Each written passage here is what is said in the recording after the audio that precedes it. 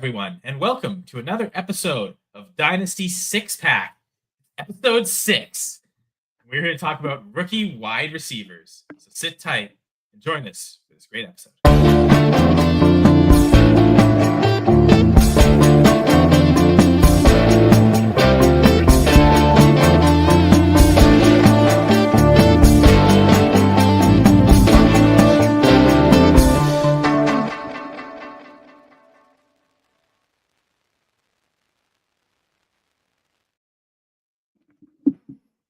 Yes, hello everyone. Welcome to another episode of Dynasty Six Pack. Mentioned it, episode 6. Already said the number 6, I guess 4 times. Well, now 5 times for the intro, so one more and we're good. We've got it covered. But what we got you covered today is hopefully some players that once they get to the NFL won't be so easily covered, especially if we get drafted in rookie draft. We're talking rookie wide receivers today. Continuing a series of episodes we've had here leading up to the NFL draft. We talked about running backs last week. We'll have a couple more episodes to go, but we are happy to be here. And who is we? Well, I'm Kyle Senra, and I'm joined by my co-hosts, Rahul Natarajan. How you doing, Rahul? Good, Kyle. Good to see you, Jamie. Wide receivers, honestly, I think this could be a very interesting episode. I think so much of this 2025 draft class has been the buildup about the running backs and, the one to match, that CMC, who else? Eckler, Aaron Jones, all those guys from that class. And then we maybe had a similar one built up, and then it turned out that Sean Tucker, Zach Evans, and Tank Bigsby just weren't too good at football. So we'll see where 2025 lines up. But that was running backs, and now wide receivers, maybe a little more under the radar until we start really digging into this next tier beyond like the names that have been known for years. So I think a lot of interesting discussion ahead in this next 2 hours. If I really had to estimate it, 1.5. We'll say. But I'm excited. We were pushing 2 hours last week. Well, we talked 14 different running backs last week. We have 12 players to talk about today. So saved us a couple based on our rankings. But we're out live here on the Fantasy Six Pack Network. By the way, subscribe to the YouTube channel if you want to join us and interact in the comments, and feel free to also subscribe wherever you listen to podcasts and check us out there. We sent the signal out live, so anyone wants to join us, feel free. But the bat signal is shining on Mr. Jamie Perog. How you doing, Jamie? I'm doing great. Today is going to be such a fun, exciting episode talking these rookie wide receivers. I actually got my partner to fight crime joining me today. Here we go. So we're going to help you. We're going to seek out all those jokers looking to lock them away for your teams. We don't want to end up with the Laviska Shenaults, the Jalen Regers, the N'Keal Harrys of this draft. So with that said, let's get into it. Or basically any player who gets, they're the joker role in an offense, because that usually means they don't have a position, so you have no idea what to do with them. That's usually a bad thing too. That's the villains. When the coaches say that, we really feel them as the villains. For anyone listening to the audio version of the podcast, Jamie does have a Batman background and now a Batman in the foreground. So that's who his friend is to here to help us podcast. Yes, Batman has a wide reach across a lot of pop culture generations. So that wide reach is a very wide reach for this joke and this pun and this connection to talk about wide receivers. I think the separation one was a little better. I couldn't even be enthusiastic about it by the end of it. It was this is disappointing. But yes, maybe that's what people are saying about this class. That's the real connection there. That's the real joke. And look what we got in the chat. We got Mr. Joe Bond, the Alfred de Batman. Yeah. Hey, I mean, you go by the Christopher Nolan movies, like how much is Alfred integral in creating Batman? Just like Joe Bond has helped us create the show. So appreciate Joe for letting us have the Dynasty Six Pack on the Fantasy Six Pack Network. I guess one last plug, fantasy6pack.com. Check out the website. Lots of great articles and content. And we also have a Fantasy Six Pack Discord, which we will be referencing later for our Trade of the Week segment. But let's talk about rookie wide receivers. And like we did last week, all three of us ranked independently our top 10 players at the position. And so we'll show the ranking here is the aggregate scoring ranking for all of these now 12 receivers, since not all of us had the same players in the top 10, which is why we get some extra names, more than 10. But starting at number 1 is Tetairoa McMillan. I don't really know which vowel to emphasize there, but I think it's Tetairoa. Correct, guys? I think it's T-Mac for us. Keep it simple, right? Okay, I thought it was Tetairoa, which is like a character out of the Game of Thrones. Never heard of him. No, I'm just kidding. I've heard of Game of Thrones. way to kill the mood there, Kyle. But yes, Tetairoa McMillan. I mean, we are excited about him because number 1 consensus or aggregate ranking, but not unanimous. Not like last week where we all had Genty 1. But Jamie, you and I both have McMillan at number 1, whereas Rahul has him at number 2. So Jamie, we'll kick it off with you. Why do you have Tetairoa McMillan as the best wide receiver in the class? I mean, the guy's a prototypical outside X receiver, 6'4", 220. A lot of people compare him to Drake London, which is already a top 12 Dynasty wide receiver. But I can also see a little bit of AJ Green in his game. He can line up outside. He can also move up into the slot to create mismatches. He moves really well for a bigger guy. He runs clean, sharp routes, especially when he's going deep or across the middle. He tracks deep passes like a pro already. Like he makes those tough catches look very easy. His hands are strong. He's got that big reach, super reliable target. Tet doesn't need to be the fastest guy in the field because he gets open with smart moves. He creates separation with technique instead of just speed. After the catch, I mean, he breaks tackles. He keeps going, strong, smart, smooth. He's great at finding spaces in zone coverage. And in the red zone, he uses the size to win and score touchdowns. Like for Dynasty, I don't see a world where Tetairoa McMillan isn't inside the top 20 wide receivers. He might not ever be that top 5 guy that we're looking for, but top 12 is definitely in play for this Game of Thrones giant. Well, to be fair, I think what I was referencing earlier, it seems like this year there's not really anyone that we view as like a top 5 receiver like we had with Malik Neighbors and what we thought with Marvin Harrison and we got with Brian Thomas Jr. unexpectedly. So there's some balance there. And then, the Jefferson year with Jefferson and Lamb, like we're not necessarily seeing that level of class, right? Where it's the opposite, like you referenced earlier, Rahul, this class seems a lot stronger for the running backs. Like this is the classic running back class, less so of the wide receivers. So, but still trying to pick who is the best. And I do view McMillan as the best. So Jamie, thank you for sharing on the, call it technique with his excellent technique. And yeah. I'm sure much better technique than my puns are, but the numbers do support it as well as him being a dominant receiver. And one of my favorite metrics to look at is receiving yards per team pass attempt.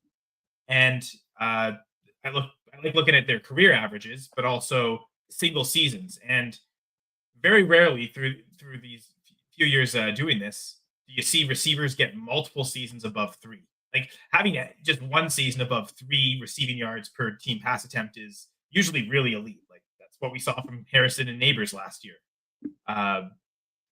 McMillan did it 2 years in a row where 3.02, I think on the dot, exactly 2 years in a row. So to repeat that shows, okay, sustainability when it comes to this type of production.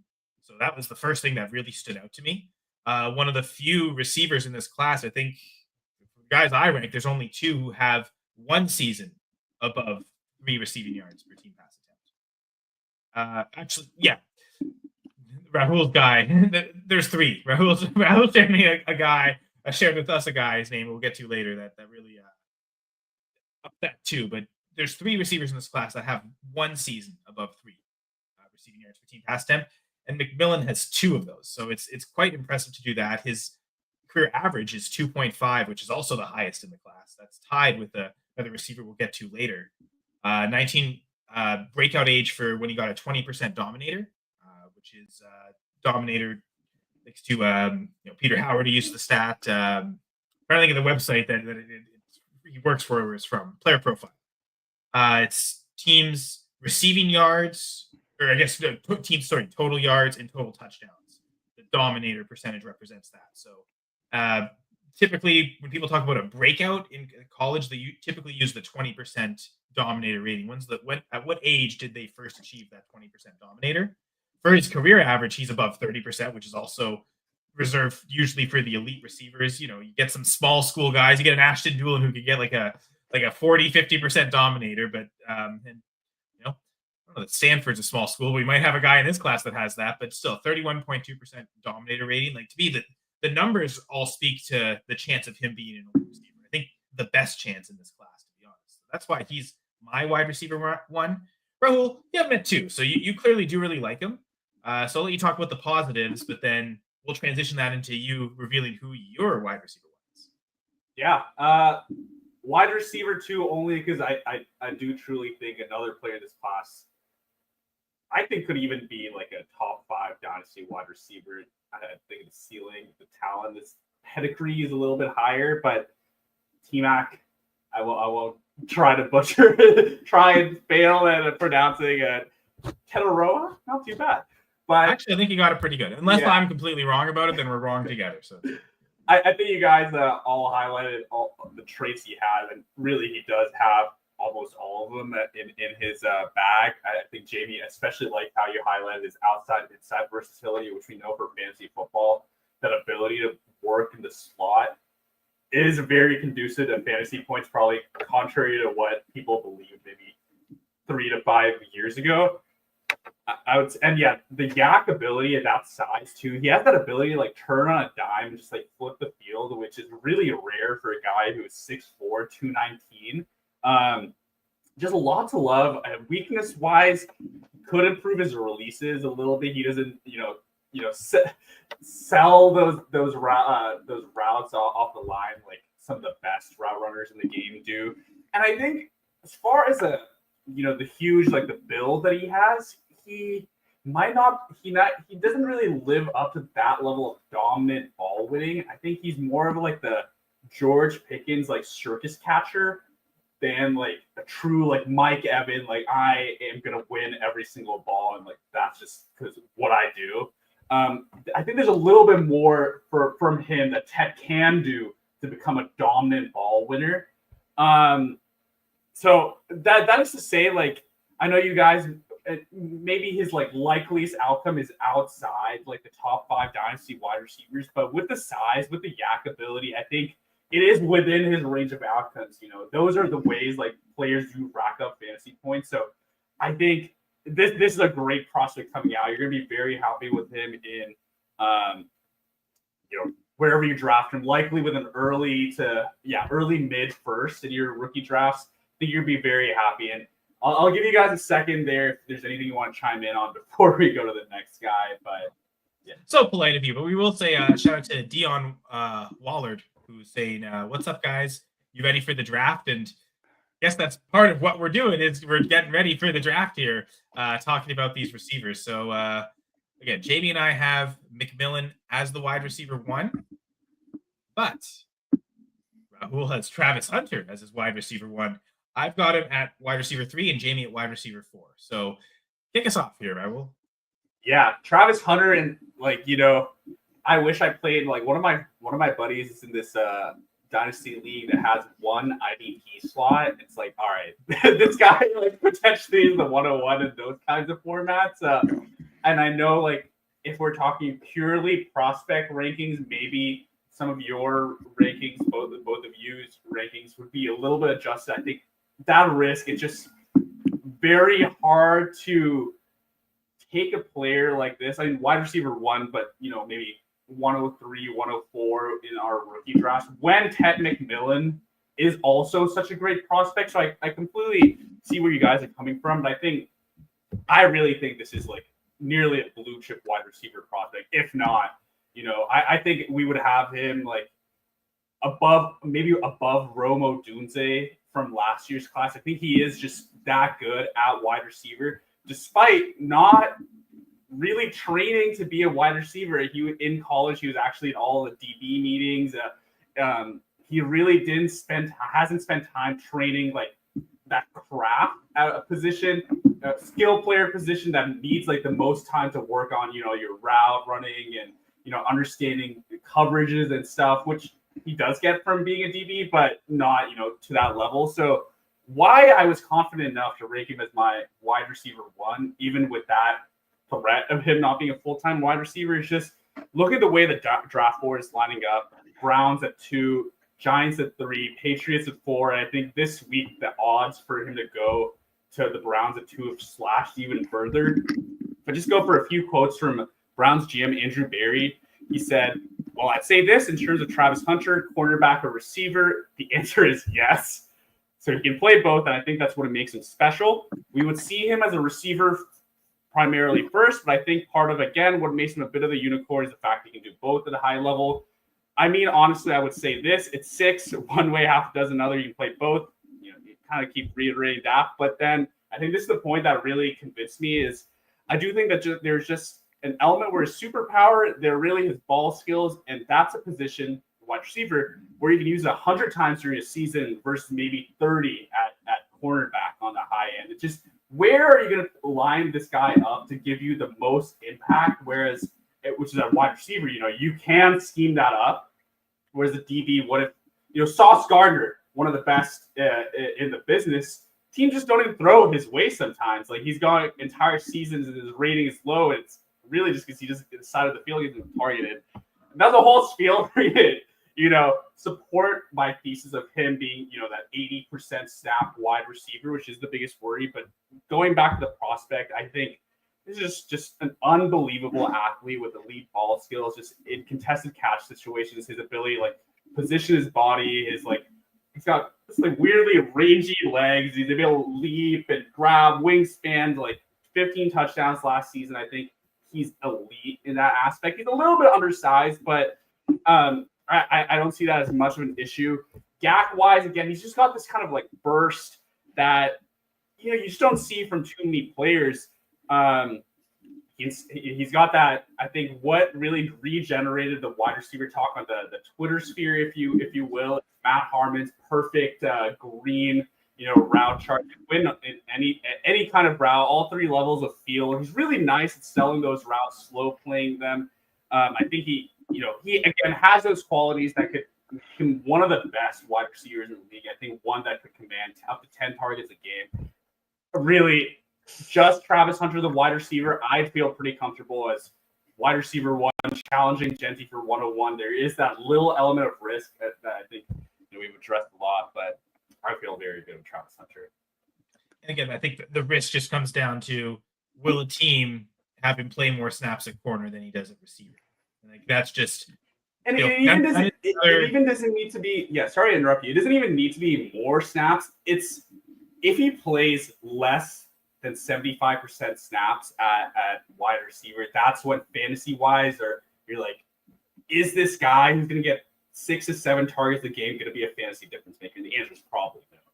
So that is a massive risk. And then you're hoping for elite quarterback that can kind of elevate someone on fewer targets. Like you're really hoping for the landing spot. Yeah. You said Cleveland, New York. Like I don't think. Yeah, Cleveland, New York, and then maybe Drake May at 4. But it sounds pretty much. I think he's massive favorite to go to Cleveland at 2. And who's it going to be? Like Kenny Pickett at this rate throwing in the ball. So a little very. Trey Lance is still a free agent. No, Trey Lance is now the. Who do you go to?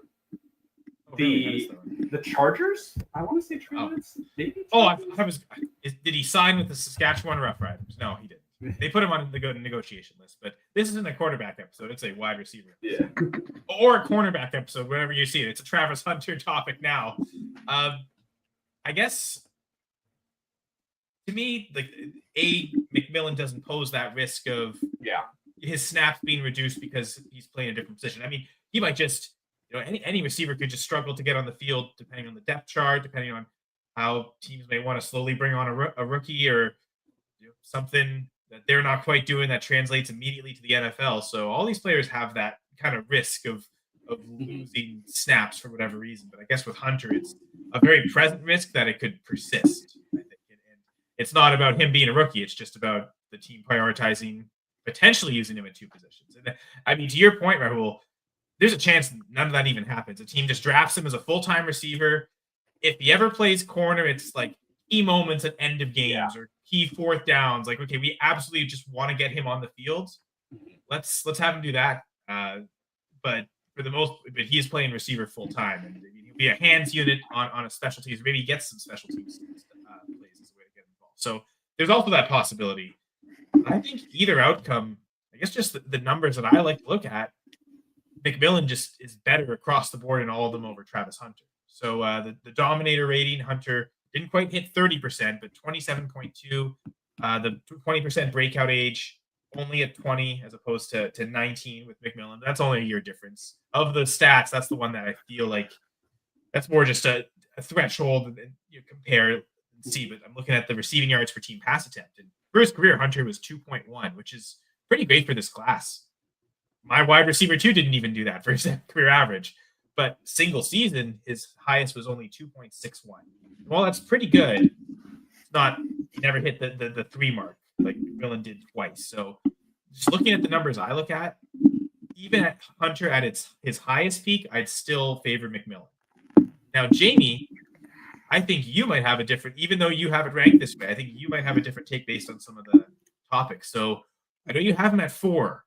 So what's your reasoning with Hunter at 4? And then what do you think is the risk reward upside on? Well, this is actually one of the most highly debated prospects of all time because we just don't know.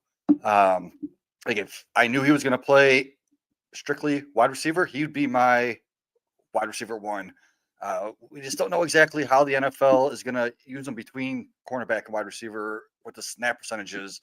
I know in college there was a game where he had 3 receiving touchdowns and an interception. That's just incredible. The dude, he was a Heisman Trophy winner.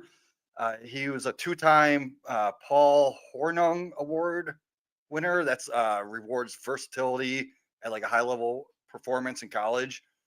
And out of high school, he was a 5-star recruit, and he was the top-ranked prospect in the whole nation coming out of high school. Dude was just pure athlete, great route runner.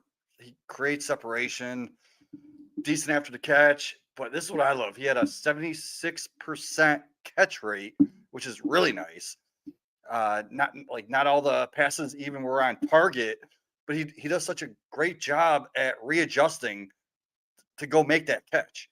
Like I see him as an elite wide receiver who plays cornerback, but the NFL is probably going to look at him as a cornerback and put him in for wide receiver opportunities. Like if that's the case, I could see him getting maybe 5 targets per game. They're not going to waste his opportunities when he's on offense, and when he is on the field, they're going to use him effectively and efficiently. So let's say he catches like 60 to 65% of his targets, right? That's going to be 3 catches a game, could be 70 to 80 yards and a touchdown. Like that's a 16-point game in fantasy, right? That's high level. Other weeks, he might get 30 to 40 yards, no touchdowns. That's not what we'd like to see. So like the inconsistency puts him outside of a wide receiver 1 value for me. So I would consider him right now, even if he does play cornerback, as like that wide receiver 2 type player. He'll have a chance to get like top 5 weeks, but he won't be doing it on like a weekly basis consistently.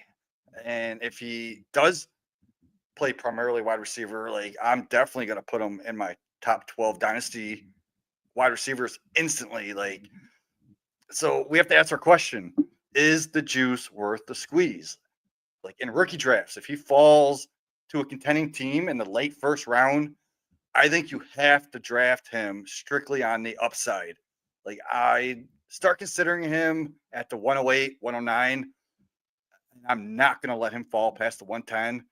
But there's drafts where I see him going 105, 106. So he's not even going to make it to me that point, and I'm fine with it. But like as a playoff contending team, I think you have to take that risk and just hope he plays like a bigger wide receiver role. And even when he does play wide receiver, he does have that top 5 upside on a weekly basis. I think just on your point of like, no, I forget your point.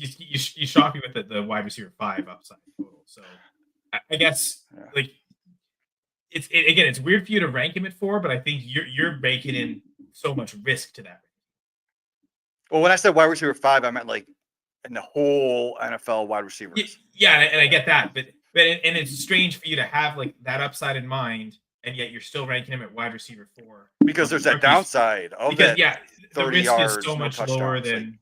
Well, okay. Like he can give you a 6-point fantasy week, but he also can give you that like 16 to 20 point fantasy week at any time. I guess my pushback on that is there's other receivers that also have that downside too. Like receivers can be a very inconsistent position. More like some of the elites are pretty consistent, but even some of the best receivers will have some really bad down weeks at times. So that's something that, regardless if they're playing corner or not, it's there. But yeah, so as you mentioned, it's a really tough prospect to rank. But I do agree with you. Like early in the process, I was maybe thinking, okay, should he fall outside the first round because of all the risk?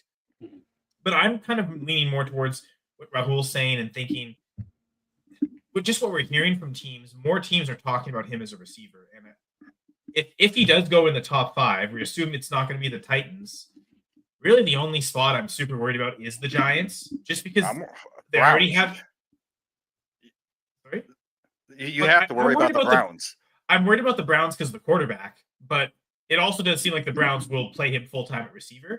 The Giants is the one team for me that's the risk that they might not, because they have neighbors. They might prefer, like, what they need more is an elite corner than a receiver. And if they want to invest in that elite corner, they get Travis Hunter. And if he contributes on offense, so be it. But they apparently really like Darius Slayton, and they still also have Wan'Dale Robinson and neighbors. Like the Giants might view it as our needed corner is bigger and more important than our needed receiver. So I view that as kind of a risky spot. Feels like the Patriots, like with Christian Gonzalez on the roster, they're easily, because they need a number 1 receiver. If they're taking Hunter, he's going to be a full-time receiver and tied to Drake May. I do kind of view that as almost maybe one of the ideal landing spots across the whole NFL, just for the sheer opportunity that he's going to get, but also certainty that his wide receiver snaps are probably never going to drop. If he plays corner and he can play both, so be it, but they're probably going to, that seems like a team that's definitely going to prioritize him as wide receiver. So I think enough of those landing spots in my mind exist that I'm definitely with you, Jamie. There's no reason, even in Superflex, he should fall out of the first round. I think when it gets to a certain point, you just take the shot on him. Like, again, I've got him at wide receiver 3. There's maybe the one other guy that I could consider like dropping him for, and we'll talk about where that tier break is. I think we may agree on it, but we'll see. Based on our rankings, we might agree, but we might rank it a certain way, but the tier break is still different for all of us. So shall we continue with the rankings, or sorry, Jamie? I think we have to have a conversation with our commissioners of our leagues to implement IDP scoring into our offensive leagues, so he does get those like tackles and interceptions. That's true, because you can still place that score, and even if you don't have IDP players, that is a good point. Now I was going to say though, I know Rahul, you referenced it right off the bat, and that's why it's so long ago that I forgot. But this talk of if it's IDP, he should go 101. I'm not as convinced, because the way I've played IDP, and actually I'm no longer in any IDP leagues as of right now, so I don't have any future IDP references. But how I've done it in the past, when there are designated defensive back spots, unless it's really split to corners and safeties, but most experience it's going to be D-line, linebackers, DBs. Anything that's DBs, I'm typically just trying to fill those spots with safeties. So the fact that he'll be a corner doesn't necessarily make him enticing. So I think that's a bit of a flaw to say that if it's an IDP league, he should automatically be the 101, because I don't know how much use you're actually going to get out of him as a corner, because it's such a position we don't really target anyway. You're still just banking on him being a receiver. So I think in an IDP league, I'm still definitely taking Genty. And I mean, if you want to then move him ahead of McMillan because of the extra potential, I suppose I get that. But if you still prefer Hampton as the 102, and you think like he's clearly the second best running back in this elite tier, there's no way I'm passing that up for a cornerback. Like the way I played IDP in the past, that position doesn't matter to me. So it wouldn't bother me to have to raise him up because of that. I have negligible IDP experience, so please do not take my word that IDP as that. Well, and you think, okay, you want elite players, right? If he's a good player, he'll be a good player. But who said it earlier? Like an elite, or I think you did, Rahul. An elite corner could just get shut out, right? So he might. That's why I think we're afraid of corners in IDP, right, JD? Because there's games where they might not accumulate a lot of tackles, and if they're not targeted and they don't get that interception to get that big score, they're almost useless. They have like zero floor, and whereas safeties will usually be involved in tackling, which is why I've preferred them. So, Jamie, you're the IDP guy. So then again, you also have to consider if he does accumulate the offensive snaps, like you're not going to get a cornerback. Okay, true, right? Possibly going to score 35 points in a game. Well, they could if they get like 2 pick sixes, but like, it's much easier to score 2 touchdowns on offense than it is 2 pick sixes as a corner. Okay, so I guess you're playing him as a DB and you're getting the wide receiver stats. Yeah, and like I said earlier, he had a game where he had 3 offensive touchdowns and an interception. Like that's never heard of. I've never heard of something like that before. So that's a game changer. I've heard a lot of people that I trust in the business saying he is their 101 in IDP leagues. I think I would probably lean towards that Genty just because I could fill that DB spot like back end with like a box safety or something that's going to get like half the points that he'll get. So I don't know. It's a toss up. One last thing too, Rahul, you mentioned Rome Odunze as a comparison. So I went back and I looked at my rookie stats from last year.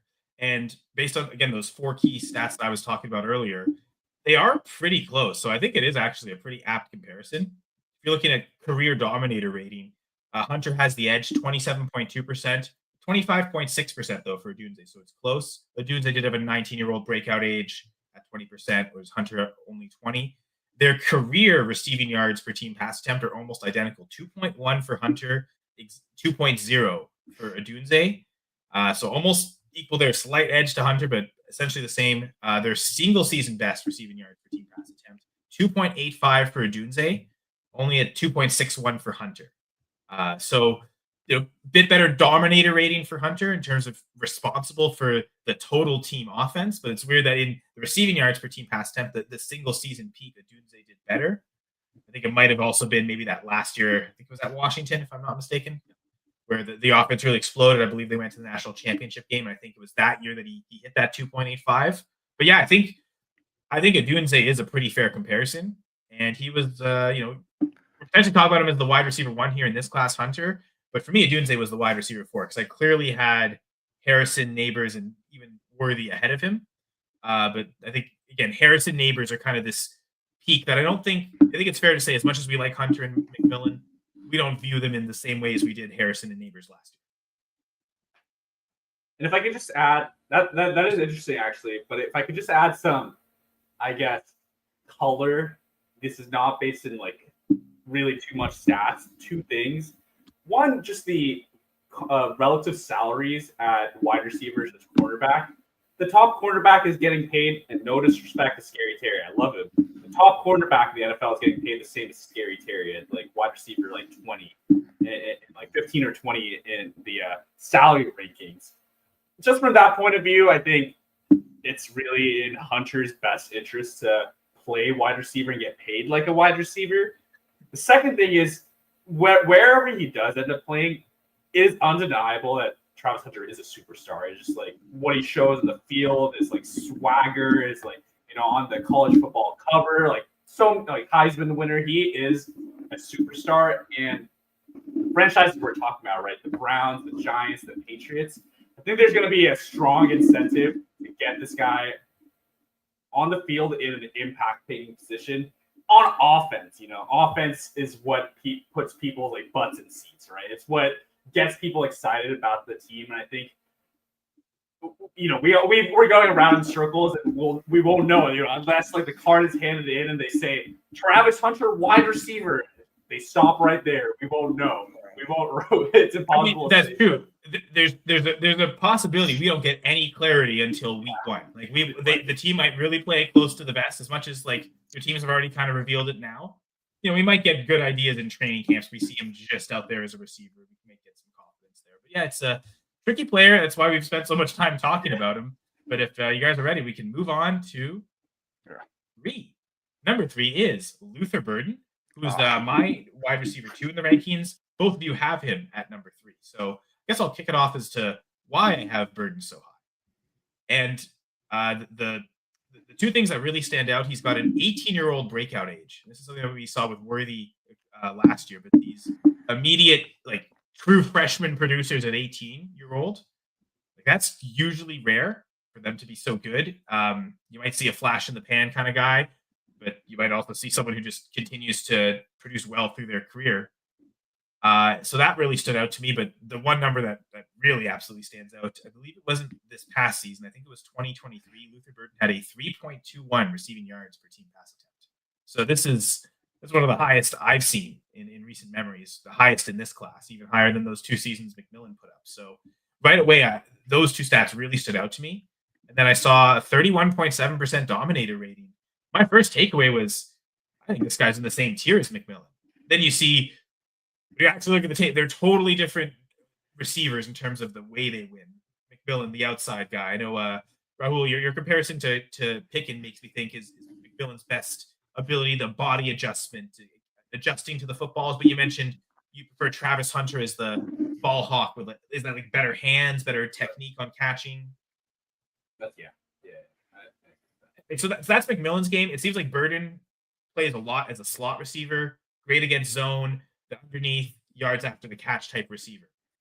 McMillan can do damage deep, and it's, when he gets yak is a bonus, but it's the catching the big plays where you're going to score big points. So totally different types of receivers, but their production profiles aren't that different. So that's why, as much as like the talent of Travis Hunter is undeniable, I still have Burden as my number 2 instead of number 3. The only thing that his career average receiving yards per team pass attempt dips below 2. It's 1.9.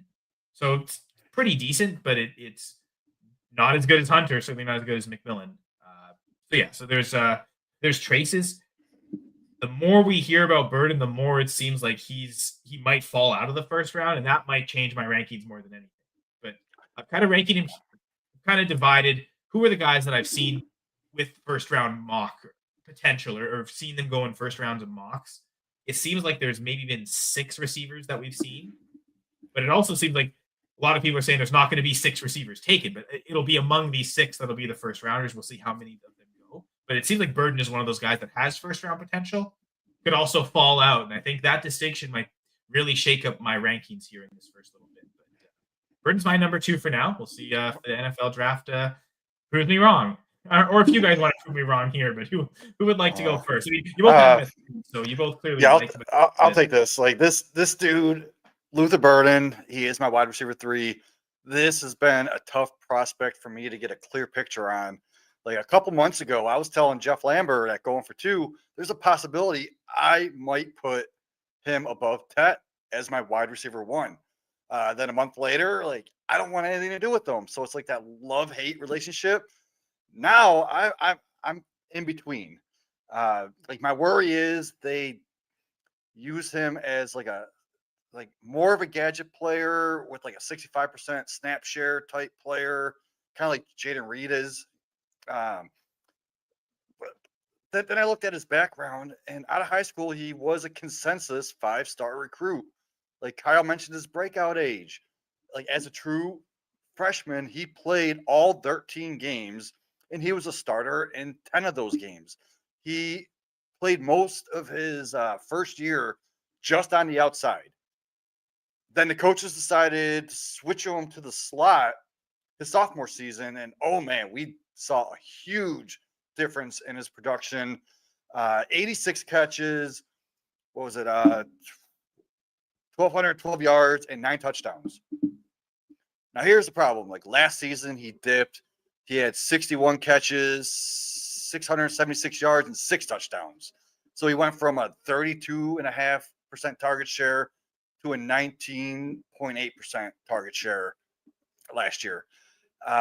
but that's not all his fault. You have to look at the context, like that the team itself, it fell apart, and that passing attack just failed. Also, I guess he has some kind of an injury they weren't telling us about, so that could have affected it. But in the NFL, he could play both slot and outside as like a multi-role wide receiver if needed, but most likely in the slot. Like, dude, he separates very well. He's great at all three levels of the field, and he excels as a deep threat with like awesome ball tracking ability, and his timing is unbelievable. Like, he's got those sticky hands, catching everything. Anything you throw to him, he'll catch. The dude is fast. He's speedy. He's got great acceleration. The yards after the catchability, awesome. Like after the combine, I started coming back around on him. Like before I make a final judgment on him, I need to see what the NFL thinks about him. You mentioned second round. I still think he goes in the first round. And if he goes in the first round, I'm going to be in on him. Like, does he land on the right team? Does he go in the top 20 picks? Like I'm guessing he's going to go around that 20th pick. Then I'm going to be all in on him. I'm not going to let him get passed up in my rookie drafts. So it all depends on what the NFL says. Yeah, for sure. I think, that first, second round is, okay, which tier is he going to be in? And then once he's in that tier, we might default to, okay, partially their profiles, but also the landing spots, the quality of quarterbacks. Yep. That might be a tiebreaker for the guys in this mid to first round. But Rahul, go ahead and give your take on Luther Burden.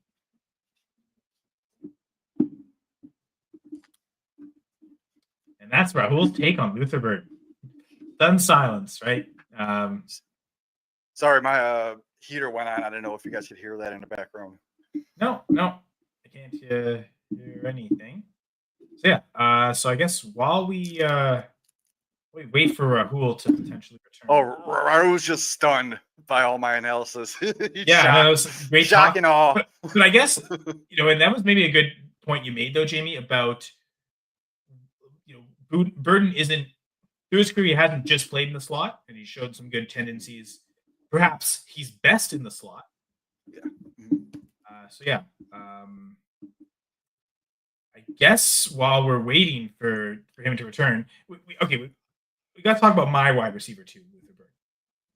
So it's only fair, Jamie, that we also get to talk about your wide receiver too, who is our number 4, Emeka Egbuka.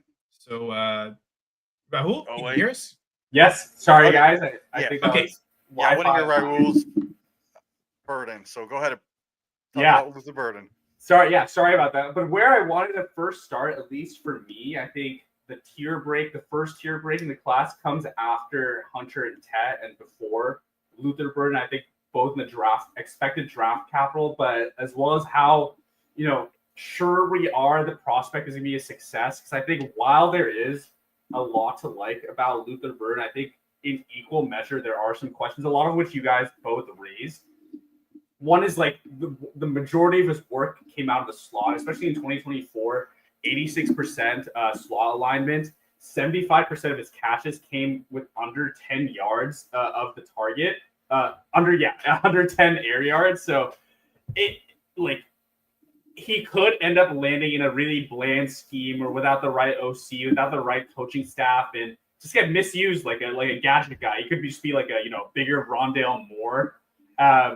If his usage isn't used if he isn't used well, but I think he has so much more to give. Like Jamie said, he's absolutely excellent at winning the ball deep. He's really like a slot fade demon, almost like Malik Neighbors was at LSU running that particular route.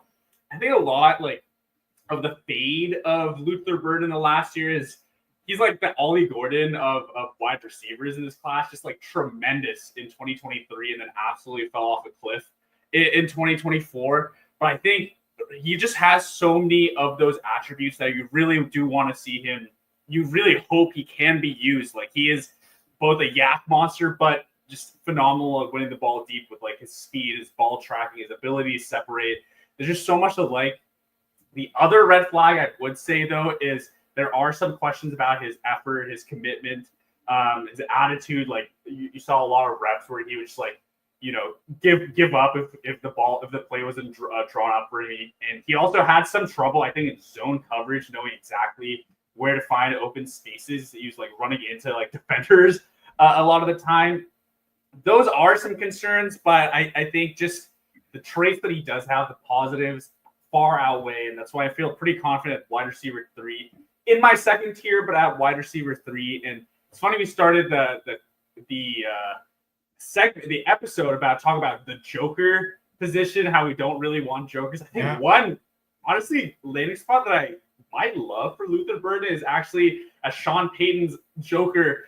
I think the 20th overall pick, but just one reason is because so much of that scheme, especially with Bo Nix, was like peppering the short areas of the field, and I think Burden really could be a menace if they get him in that system and let him run after the catch. So sorry for being timed out, but I'm glad you guys came back to me because I did really want to speak about Burden, a player I really like watching, and I feel, if NFL give us that kind of mid to late first draft capital, I feel pretty good about him mid to late first round of rookie drafts.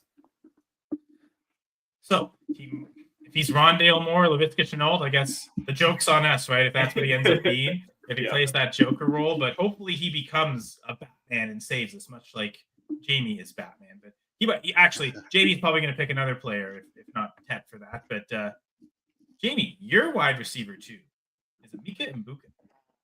Yes, I love Egbuka. How can we not like Ohio State wide receivers? It's like the wide receiver university. Like recently, we had guys like Garrett Wilson. We had Chris Olave, JSN, Marvin Harrison. In a few years, we'll have Jeremiah Smith, all former teammates of Egbuka. Like with company like that, not many people know, but Egbuka is currently the Ohio State all-time leader in receiving yards and receptions. He was a 5-star prospect out of high school, graded higher than Marvin Harrison Jr. was. The dude wins at all 3 levels of the field, tracks the ball well, reliable ball skills. Let's see what else. He's not the best at contested catches, but he uses his body positioning to win at the catch point. Like, check this out. This is incredible. He's got a 76% catch rate, and his quarterback rating when targeted is an impressive 121.4. Like, that's that top shelf liquor right there. Dude's got technical route running skills, natural hands, electric after the catch. Like, he primarily played in the slot in college, but that's because all of his teammates dominated on the outside, similar to JSN. Like, I think Egbuka will dominate the slot, but he could also play outside as like a Z-type receiver if needed. Like, he's not the fastest guy, but he's got that short area quickness that makes up for it. And he's not the flashiest guy, but he's very well-rounded, and he'll translate well to the NFL. Like, the way I've been seeing draft boards play out, you can grab Egbuka between 110 and 112. Like, I've even seen him fall to the 202 in a draft. If that's the case, I'm going to have 100% exposure to this dude on all of my teams. I'll gladly look at him at the 108. Like, that's where I start looking at Egbuka. Like, he might not have the highest ceiling of all these guys that we might be talking about, but he may not have like a bunch of week 1 weeks, like a wide receiver 1 type week, but that's okay because we're drafting him at the back half of the first round, adding him to an already competitive roster. Like, if I could put him in my flex spot for a guy that I think could put up wide receiver 2 numbers consistently, those teams are going to be unstoppable. So give me Egbuka all day, every day, 100% exposure. Rahul's unstoppable. He'll always keep returning, even if the internet's not working. It's not a disbanded brotherhood. We're back together. But welcome to the show, Disbanded Brotherhood. Joining us in the chat. But welcome back, Rahul. So, did you want to add anything? I guess the context. Sorry, you and I both have him at wide receiver 4. That's it. So go ahead, Rahul, if you want to talk about him.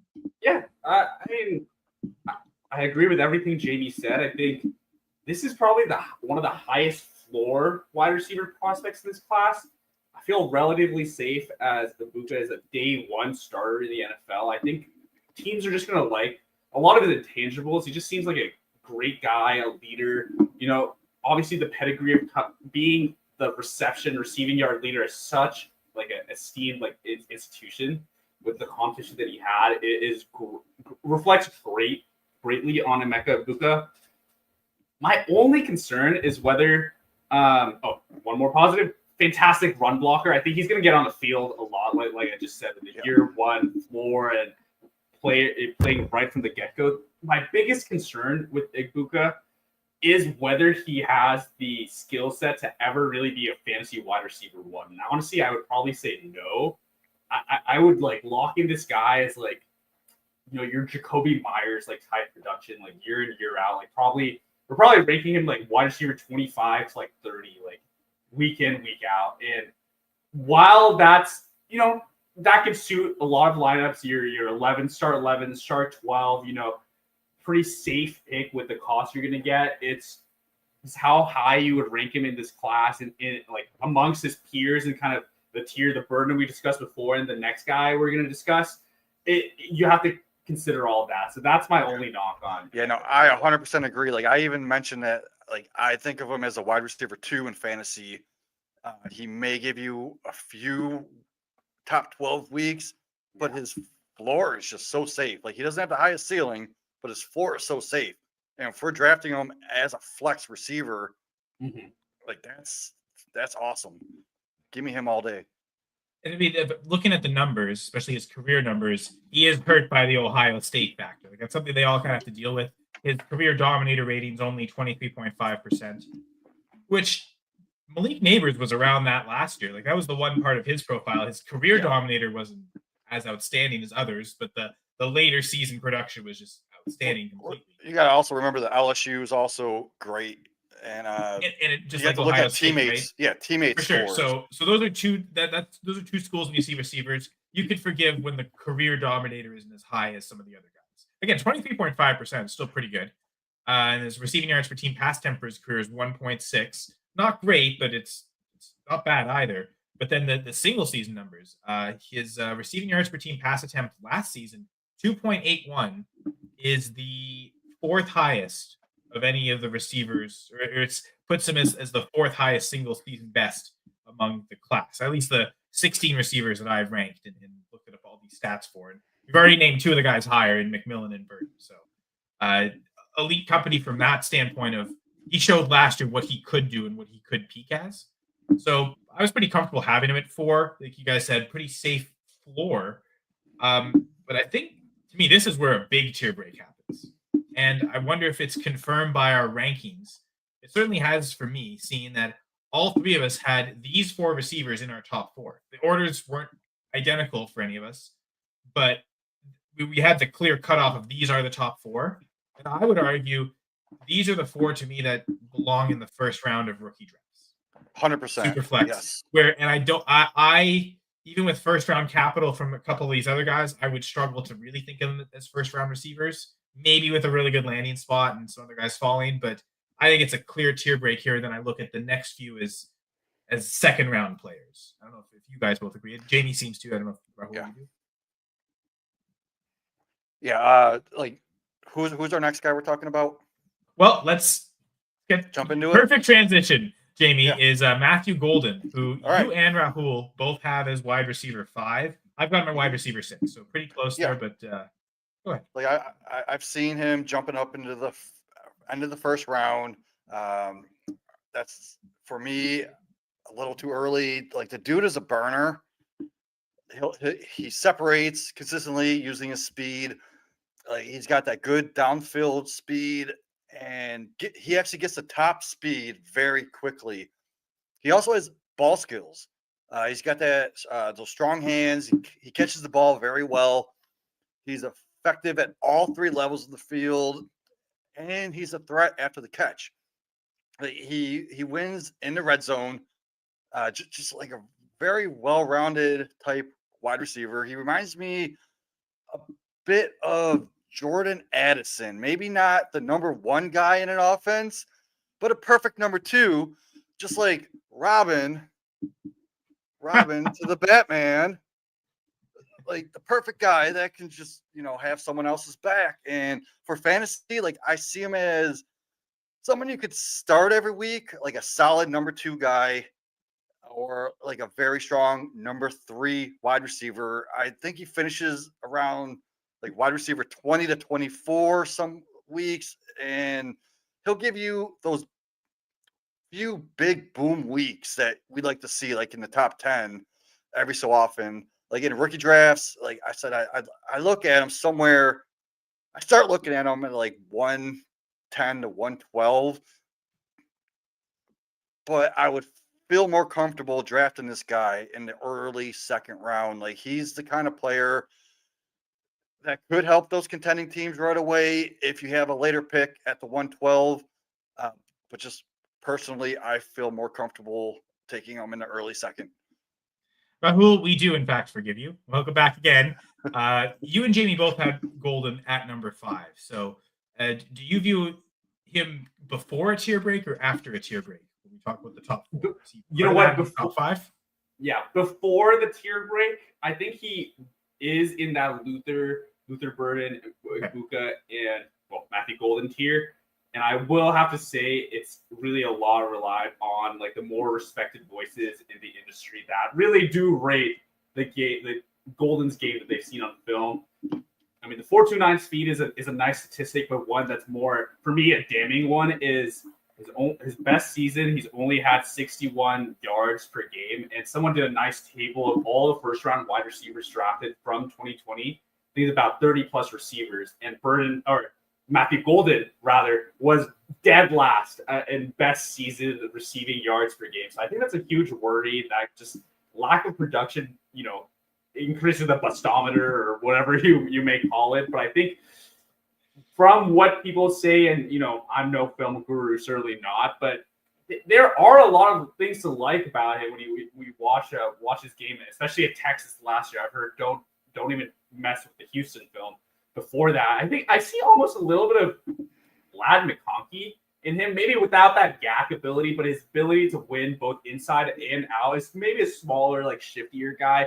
Very dangerous in the red zone, especially getting open in congested areas of the field. I think he has a lot of those traits. Without that production, it just makes him a little bit harder to trust. But I will still say that he kind of warrants that late first rookie draft capital. Especially just the way like the draft NFL draft Twitter or buzz has been about him, and like somebody even called him wide receiver 1 of this class. Steve Smith calls him the wide receiver 1 of this class. Like that's for NFL purposes. Like just because the NFL overvalues speed. Overvalues, yes. But he's not like Henry Ruggs to me. He's not like, he has more to his game than being just like that deep, like burner. And those types are overdrafted for NFL purposes. But I think he has a little bit more. And again, like I said, I have to like tip my cap to people who are much better at watching the film than I am. But so I'm not a film watcher either, but I've heard people that do watch film that say if you watch Golden and Bond on the field, Bond is a faster receiver than Golden, but the combine obviously didn't tell us that. So it could be game speed. It seemed like their coaches were shocked by the flipping results that Golden was faster. The guys who see them, like I almost view that as a red flag, right? Like, is his speed not going to translate to the football field? So, and I guess I almost default to thinking yes because of the stats, and I look at. His career dominator rating is 18.4%. So once we get the sub 20%, like that's a bit of a concern. His receiving yards per team pass attempt for his career was 1.4. Like these are all pretty low, and me ranking him at 6 is higher than he should be based on these stats because of the first round potential. And that will. What I learned last year is and McConkey didn't even get first round capital. But I was pretty anti-Lad McConkey because the stats weren't there. Georgia, an offense that wasn't passing a ton, but even the per team attempt stats didn't look great. Great combine though, just like like Golden did here. And so instead of it blowing up in your face, maybe he does shine and becomes Nightwing instead of just Robin. I don't know for the DC fans out there. But I guess the one stat that I really look at damning is, I had to blink twice or 182 times when I saw this, but 1.82 for his receiving yards per team pass attempt for a single season best. And I frankly, to look down on Isaiah Bond, his stats aren't much better. 15.9% dominator rating. His single season best is 2.06 for receiving yards per team pass attempt, but that's still not fantastic. At least it's above 2. These guys seem to really struggle to produce because they're in Texas, right? The two of them. Yeah. And that's where Xavier Worthy was the year before, right? I know college so well. Worthy stats are a lot better. Like to me, I'm sorry, but I kind of disagree. I do think he is just Henry Ruggs. I think he is just a speed guy, and the production really isn't there. Like that's why I have a hard time clicking the button on him. Yeah, and I view him as right now not a first rounder. Let's say there's only 4 receivers that go in the first round. That might really make me have to think hard about like him, and let's say Burden doesn't go in the first round. Like the production profile of Burden but a second rounder versus Golden as a first rounder without the production profile. That's where that things might come to pass there. So we'll see. For now, again, I think wide receiver 6, it's higher than I think he should be based on the stats. But because he's getting first round hype, really like it was only those 6. Like that's where I kind of cut off is like, okay, the guy's getting mocked in the first round, even if it's not every mock. Golden is part of that, but I still don't love it based on the stats. But like Lad McConkey showed me last year, if the capital's there, I can't ignore that. So he does have a chance to raise in the rankings if other guys fall out of the first round. But let's say all 6 of these guys are first rounders. He's probably going to stay as my wide receiver 6 because I think all 5 of the other guys, and including the next guy we're going to talk about, all have better stats to be coming in. So who is our consensus wide receiver 6? So my wide receiver 5, as I just mentioned, Jamie, your wide receiver 6, Rahul has him all the way down at wide receiver 9, and that's Tre Harris. All right. So I'm going to convince you by the end of the show, you're going to move Tre Harris up into your top 6, let's say. Because I've heard some people, a good friend of mine, Biggs, over at Player Profiler, he has him as his wide receiver 1. That's crazy to me. But me, I have him at 6, and I feel more comfortable pushing the button on Tre Harris than I do on Matthew Golden. So maybe I should switch those guys. I say yes, because that's how I have it ranked. But yeah, I think I need to do that. So the dude, he's 6'3", 210 pounds, great size for a wide receiver, right? He missed a little bit of time at the end of his college career last year. So that might be the reason why we're kind of sliding him back a little bit. He's a deep threat. He can make big plays. He's an underrated route runner, and he shows great movement for his size. His total catch rate was 76%. He's also good at those contested catches. I believe he had a 65% or more. If you can look that up, but I'm pretty sure his contested catch rate was 65%, which is phenomenal. And the dude can block. He's good after the catch. Just show you how impressive he is. Like Harris played half the games Golden did. Harris finished with more catches, more yards, double the yards per game, and had similar amount of touchdowns in half the games that Golden did. He'll play that prototypical X wide receiver role.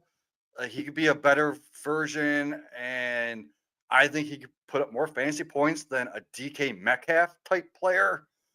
The only reason we're putting him up in we're not putting him into that Ted McMillan range, Egbuka, is because he missed half that season last year. He is also a little bit older. I believe he's 23 right now. 5-year player, yeah. So that could be a knock on him also. But when he hits the field, you're going to see why this guy's going to be an elite wide receiver. It wouldn't surprise me if Harris ends up being his best receiver in this class, above Tet McMillan, like a year from now, 2 years from now. Like we're looking at him in rookie drafts, anywhere between, I see him going 201 to 206 range. So if you could put him in that mid-second round, that screams value.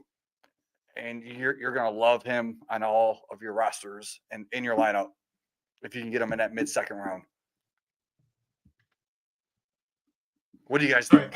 I think I found the receiving yards. Oh, sorry, I didn't realize. I was looking for the stats, JB. I swear, I was like, you asked about the contested catch rate to confirm. Yeah, it's like it's around 65%, I believe, for the contested catch, right?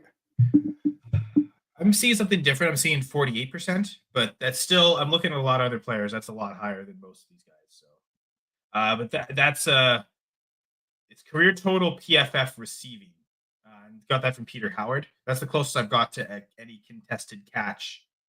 But it still looks like pretty impressive. Anything you can get contested catch percent close to 50, you're usually doing pretty good. So even if it's not 65, 48 is still really good on that. Yeah, I guess to me the stats are just a little bit.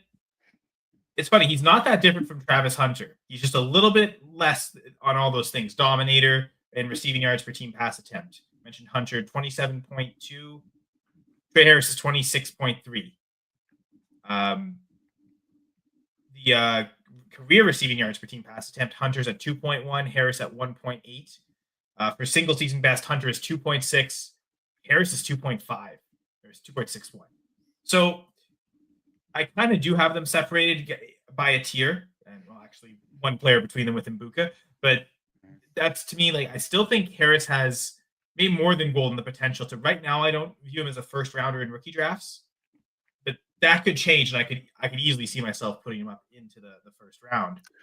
Yeah, now, first round's a little too high for me. Like I said, early second, 205. If he falls, you're golden. For me to consider him in the first round, he'll have to go in the first round of the NFL draft. Yeah, he's not going to go in the first round. Hey, I never say never to anything. We have no idea what's going to happen in the NFL draft. There's been some times he's been mocked there. So I think there is enough of a chance. I won't say it's a 0% chance he does, but yeah, if he does, that'll be the avenue for where I do kind of consider him a first rounder. Still think he's of him right now as an early second rounder in rookie drafts. So I don't know, Rahul, if all of that convinced you. I don't know how much you even got of it, but let's okay, well, yeah. It's your last chance for your Wi-Fi. It's your last chance to talk about Tre Harris and why you haven't done it. I know. First of all, I'm very sorry. I don't know what's going on. If I die again, it might not be worth coming back and ruining y'all's flow. But anyway, one thing I want to say about Tre Harris is one absolutely bonkers stat is his yards per route run was 5 point either 1.2 or 5.2 last season. Only Devonta Smith in his Heisman season has ever had more than 4 yards per route run at the college level. It's absolutely ridiculous. Like he could put up like such numbers. Having him at 9 really kind of just speaks to the size, I think, of this tier after that first 5 that I feel pretty safe about first round NFL draft capital. Could easily be convinced about to have him a little bit higher, but I think 5-year player without honestly that much production last year was his only 1,000-yard season. Now he had 935 and 985 the seasons prior. I also just don't think he is much of a target earner, and even like some of the reception totals were really like stacked up by like give me like short area targets. That isn't going to be much of his game. Fear that he could be that boom bust deep threat veteran best ball at the NFL level, but I do hear all of the pros you guys have talked about. So you have to also remember that he did miss some games last year, so that is a knock against him. Yeah, but like I said, he had more yards than Golden. He had more receptions than Golden, and he played half the games as Golden did, right? Yeah, it seems like a good argument to raise him ahead of Golden, Jamie. Yeah, maybe I should. Maybe I should. Like, I'm not ready to put him at wide receiver 1 like my buddy is, but maybe I do need to raise him up above Golden. Guess we'll see, but maybe we switch the banner and raise up the next player, Jayden Higgins, who our aggregate number 7. Rahul's actually the highest on him, having him at wide receiver 6, whereas I've got him at 8. Jamie, you've got him at 9. Yeah. So I can kick us off here. A few things I really like about him. He is the guy that ties McMillan. I referenced it earlier. He has a 2.5 receiving yards per team pass attempt for his career, which is the highest of the top 16 I have ranked in this class, and ties him with Tetairoa McMillan. So for an average career, he's been a huge part of his team's offense, and he's been very productive. Now, he's never had a single season better than 2.58 receiving yards per team pass attempt. So he's been incredibly consistent. It's been a lot of seasons around that 2.5, and you love to see it, but he also never had that one true dominant season. Dominator rating's pretty great, 31.5%.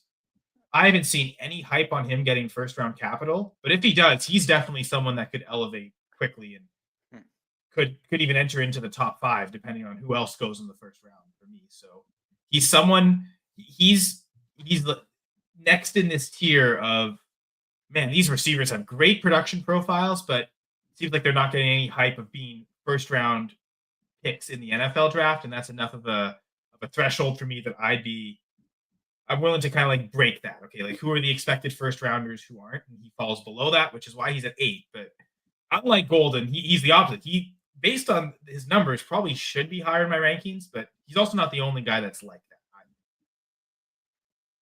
So you liked him enough to have him here in the top 10, but down at number 9. So what do you think about Jayden Higgins? Jayden Higgins, like the hype is starting to become real, like, and I'm here for it.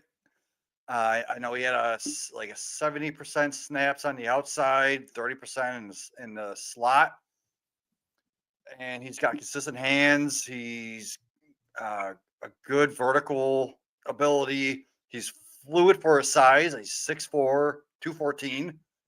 He's not the fastest guy. He runs a 4.47, but he could burn you with that straight line speed. And I think, like, did you mention his college dominator rating was 31%? Yeah, I have it at 31.5. That's actually higher than McMillan's at 31.2. Yeah, I when I looked it up, it said 37% college dominator rating, which is a great number that we'd love to see. And even 31, 37, like, both great numbers. He had a 28.5% target share, 86%, 86 percentile for target share. And that breakout age, he broke out at age 19. Like, pair that with an elite workout metric that he has. Like, Higgins has potential to be a good fantasy asset, but I do have some concerns. There is a lack of the separation. He does struggle in contested catches. I'm worried he'll get, like, bottled up by those bigger bodied cornerbacks, which will make him more of like a matchup dependent receiver on a weekly basis. I'm worried about his ceiling play, and, like, we need to account for like, considering the value where we get him in rookie drafts. Like, he'll be a good flex filler for our rosters, and, like, you won't have him in your lineup every week, but when, like, injuries and bye weeks pop up, you can just slide him in and feel comfortable. Like, he easily get you a top 24 week. But there's going to be a couple weeks where he's going to put up 0, like a big fat 0. And that's what worries me. He's that type of player. I see him being,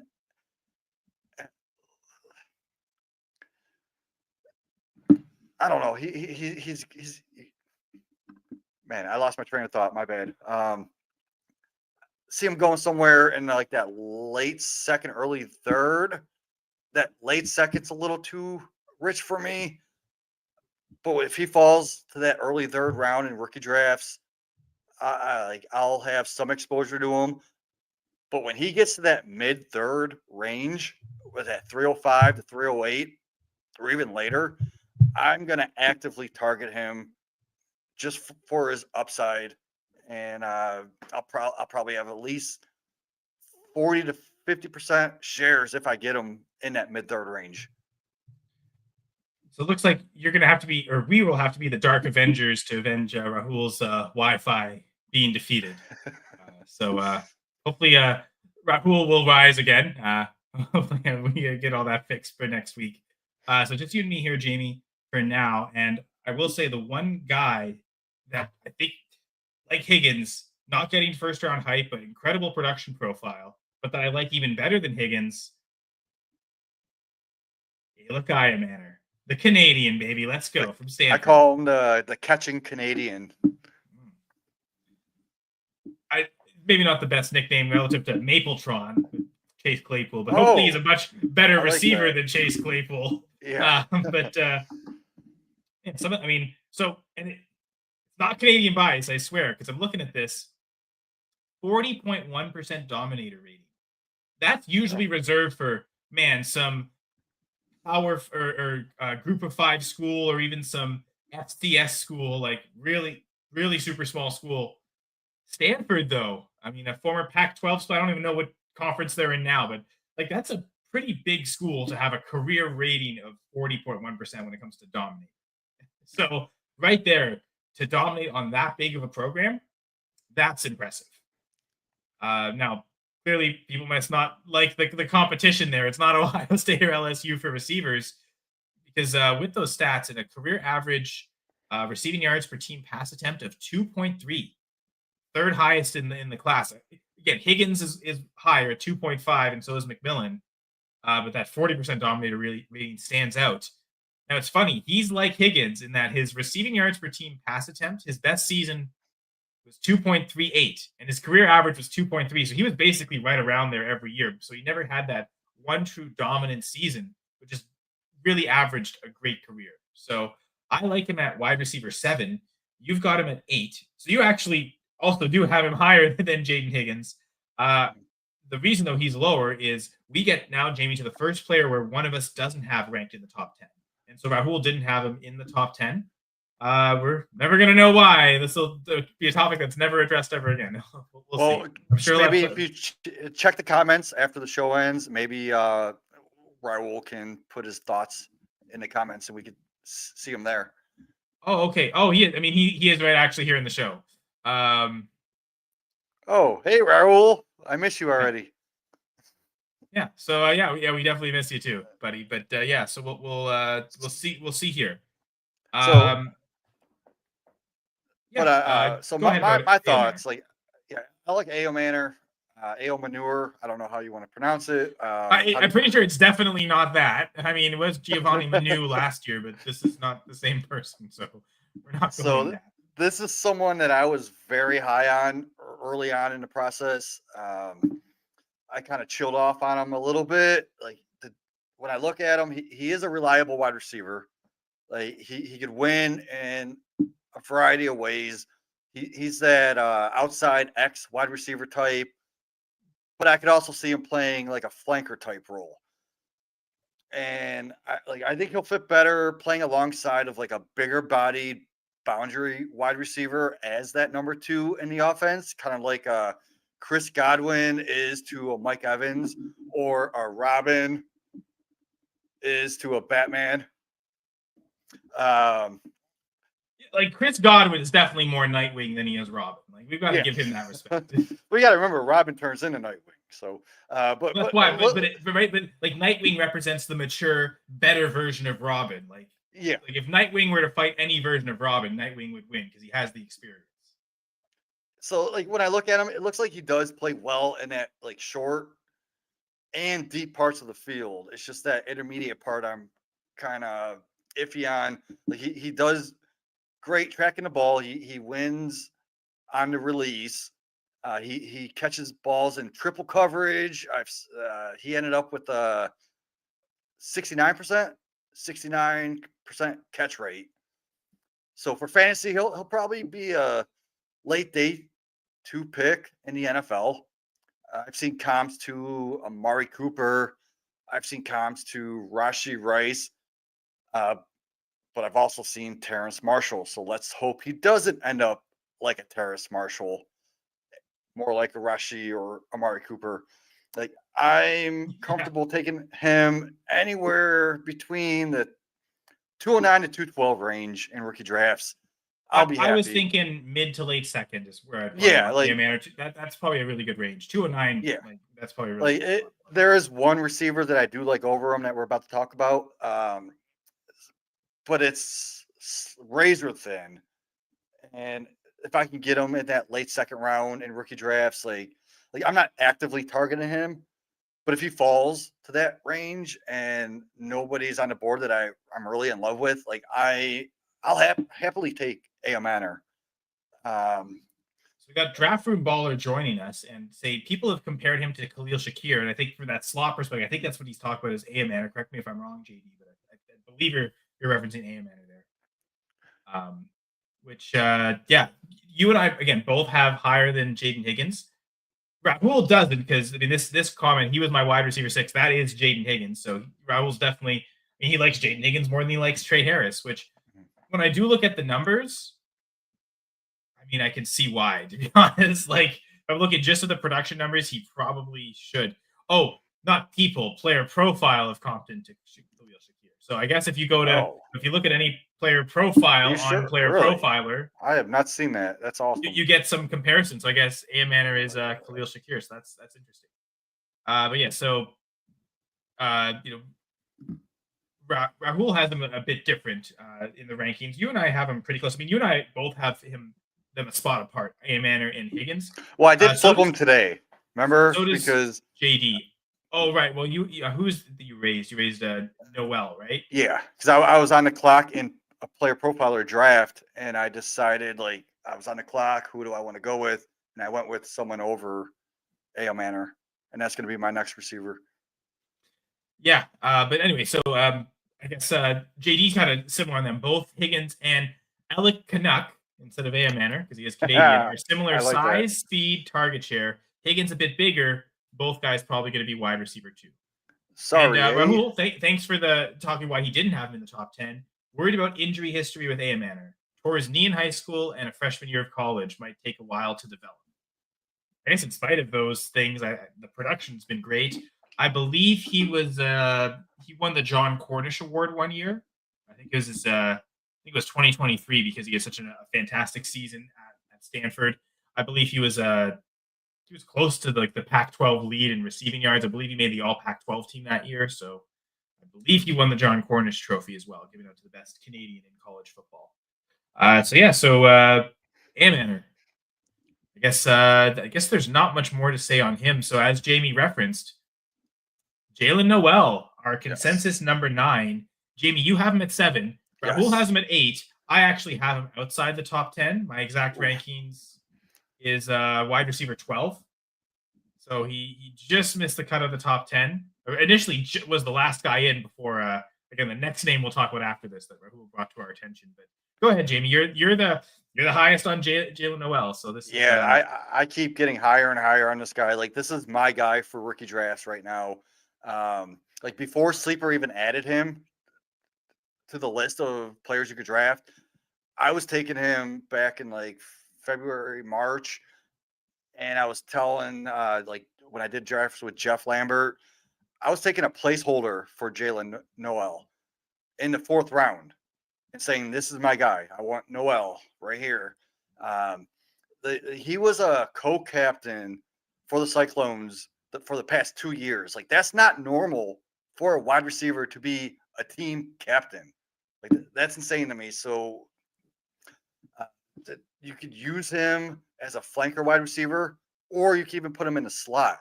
He's 5'10", 194. Some people might be worried about that size, but I like it. He's athletic. He's got athleticism. We see him win at all 3 levels of the field. He's speedy, sharp footwork. He consistently separates. He wins off of the release, and he reacts very well to balls thrown off target, and he makes catches that you wouldn't think anyone else would make. He's shown he can win in traffic. He doesn't drop balls. He's got those sticky hands. He's got like good ball reaction skills. He's not the biggest yards after the catch guy, but he does most of his damage like before the catch. And I can see him falling out of the top 50, like right around that 50 NFL draft capital range. So day 2, right? Or early day 2, mid day 2. So for fantasy, like we won't, I don't see him being like a top star, but I consider him as like someone that could possibly be that wide receiver 24 to 26 range. You're going to feel comfortable putting him as your wide receiver 3 or flex option, and he might put up wide receiver 2 numbers more often than not. I mentioned he was a my guy, right? Like I start looking at him around that 205 to 208 range, and I did take him before Ayomanor in a draft at 207. I had yesterday or day before on Player Profiler. And if I'm getting him there, I could see me having at least like a 50% exposure to him. So like I'm all in on Jaylin Noel at that draft capital. Like I see him coming in being like a consistent, steady contributor. And that's what we're looking for with our second round rookie picks, is someone that could be consistent. So that's why I'm all in on him. I guess I'll start with the positives. And he has a single season best to his career of receiving yards per team pass attempt of 5. Sorry, not 5. Wow, that'd be amazing. 2.52. If it's 5, this is a completely different conversation. He's not wide receiver 12 for me. 2.52 for his single season best receiving yards per team pass attempt. That's better than Ayomanor. But in spite of that, it's the career numbers that pale in comparison. And we're getting to like some of the lowest we've mentioned up to this point. So receiving yards per team pass attempt for his career is 1.6. And other than Matthew Golden, that's lower than everyone else we've talked about. Other than Golden, like that's the only guy that's lower. His dominator rating for his career, 17.3. That's even lower than Matthew Golden. So the stats really. So what's the 1.7? Sorry, 1.6. Did I say 1.7? 1.6 receiving yards per team pass attempt for Noel. Okay. That's lower than everyone we've mentioned except for Golden at 1.4, and then 17.3% dominator. And that's again the lowest up to this point. There's a few guys I have ranked that are lower than him, but they're naturally ranked lower than him. I don't know that he's expected to get first round capital, and then of the day 2 guys, I think outside of that single season of receiving yards per team pass attempt that really stood out, kind of as maybe a 1-year late breakout guy, he kind of pales in comparison to the Ayomanors and the Higgins and the next guy we're going to mention. Actually, the next 2 names we're going to mention. So I view them kind of a tier above Noel just based on production. Yeah, like if you look at it in context, like I remember he played early as a freshman, but when they played him as a freshman, he was running very short routes, so that maybe could like from the slot, I assume. Yeah, but last year he actually set a school record or a record of 14.9 yards per reception in his last year playing. Okay, so maybe that's why the late breakout usage was different. It wasn't his ability. Okay, maybe I'm being too harsh on him for his career numbers. But I wonder if, like Rahul asking here, do we think Noel can stay on the field in 2 wide receiver sets? So I'm thinking like Rahul probably anticipates him being a slot only receiver. He still have him ranked number 8. So we shouldn't be afraid of someone who just plays in the slot because of the role. Like that's usually a good productive role for fantasy. It's mostly just the snaps. I mean, you mentioned it with Jayden Reed, right? Mm-hmm. They played him so much in the slot that when they were using 2 receivers and no slot receiver, he was not on the field. So it's that kind of fear. I also think Jayden Reed was a better producer in college overall than Noel. So I guess you seem to think he maybe there's less fear that he's just going to be slot only and he might be able to get into 2 receiver sets. Yeah, I can see him doing that flanker type role. Okay. So now, it's too bad Rahul isn't here to talk about this next guy because I actually didn't really hear about him. I heard about him just before. I'll reveal who it is. It's number 10 is Kyle Williams. And maybe a week or two ago, doing Fantasy Pros rankings for the rookies, and when I was going to publish, I kept, sometimes when you're really off on a player or a player's not included, they tell you, oh, you don't have this player ranked, and blah, blah, blah. And that was what was happening with Kyle Williams in my rookie rankings. So eventually, just to stop them, okay, I'll add them and I'll put them at the very end. Like, why just like player number 50 overall for a rookie? Sure, just to appease Fantasy Pros, they'll leave me alone here. And then I see when we do this Google Doc for the rankings, and I see Kyle Williams' name posted at number 7 for Rahul. So that made me, okay, I really got to look into this guy. And what I saw was enough to make me raise him to number 9. You don't have him in the top 10, but 37.9% dominator rating for his career. The only one higher of the top 16 I have ranked is Ayomanor. One of the reasons I have him a couple spots higher. But he is the third player in this class with a single season best receiving yards of team pass attempt of 3 or greater. It's exactly 3. It was 3.00. That's still elite, though. I mean, we're talking about my guys number 1 and 2 in McMillan and Burden as the only other ones to hit that threshold of 3 receiving yards per team pass attempt in one season. And his career average was 2. So breakout age of 19, like incredibly productive. There's things I like a little more about Ayomanor and Higgins, but I think Kyle Williams is right there for me in that tier, which is why I've got him in the top 10 and not Jaylin Noel. He's another one of those probably not going to get first round capital guys, but still very productive and intriguing. That is a day 2 pick. I really am still interested in. So yes, Kyle Senra here talking about Kyle Williams with no one else except Batman. See him hiding in the shadows there. But yes, we got a comment here. Late breakout, sticky hands, but he's just so electric in his ball in his hands and running past defenders. So is this Kyle Williams you're talking about, Rahul? Correct me if I'm wrong there. So no, again, you're the one who's the highest on him in our rankings, having him at number 7. So again, thank you for, yes, he's saying yes. So, hey, thank you for like really forcing me to take a look at him. You know what? I should have listened to Fantasy Pros clearly, so that's my bad. The Fantasy Pros rankings. But yeah, seeing him at number 7 was kind of undeniable that I really needed to dive into the numbers. And once I saw the numbers, I thought, wow, how have I been ignoring this guy completely? So, Jamie, when you saw Kyle Williams in the rankings, were you shocked or were you okay? Yeah, people have been hyping him up. I was just out of nowhere. I was completely shocked out of nowhere. Kyle Williams, I've heard him getting some steam lately around the industry. He's someone that I might throw on my taxi squad if I can grab him somewhere in the mid 4th round of rookie drafts. I don't see him going anywhere close to the 3rd round. I've seen comps to Rashad Bateman, and we all know how he turned out. And I've also seen like a Jamari Thrash. Oh boy, yeah, last year with the Browns, right? Yeah, like great prospect, but just doesn't turn into anything. So like I said, I might put him on my Texas squad if I can get him. I don't see him getting higher than like the NFL 5th round draft capital. And obviously, if he does get higher than that, I will readjust like once we get a clearer picture. But that's just the type of guy that I see going around that 5th round NFL, where I might take a chance on him, stash him in my taxi for a year, see what happens. Now,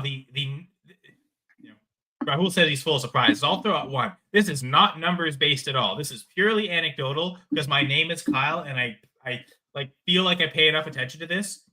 Players named Kyle are typically awful at fantasy producers for offense. All the best Kyles in the NFL are all on defense. So I'd rather have. I'm sorry. I'd rather have Savion Williams. I wouldn't. I'm pretty low on Savion. So am I. But that's just saying. I mean, his receiving yards per team pass attempt average for his career was less than 1. That's pretty atrocious. So I'm pretty off of Savion Williams. He's 16 for me only because I've only ranked 16 players. If I ranked more, he would be whatever that number is. I don't see many players where I look at their profile and think that they have a better production or a worse production profile than Savion Williams. I'm I'm definitely Kyle Williams over Savion Williams, but just that thing in the back of my head is his name is Kyle. He won't be a good fantasy producer for offense. It's still Love there, it. but I mean, the production's looking me in the face, and man, regardless of his name, the numbers are saying he's probably a good receiver. So who's next on our list? So it's Jalen. So the other Jalen Royals. Yes. You and I both have him at 10, Mhm. and he's not ranked in the top 10 by Rahul. So I guess Rahul's number 10 is my number 11. So what I was going to do is I was going to talk about Royals and that player together.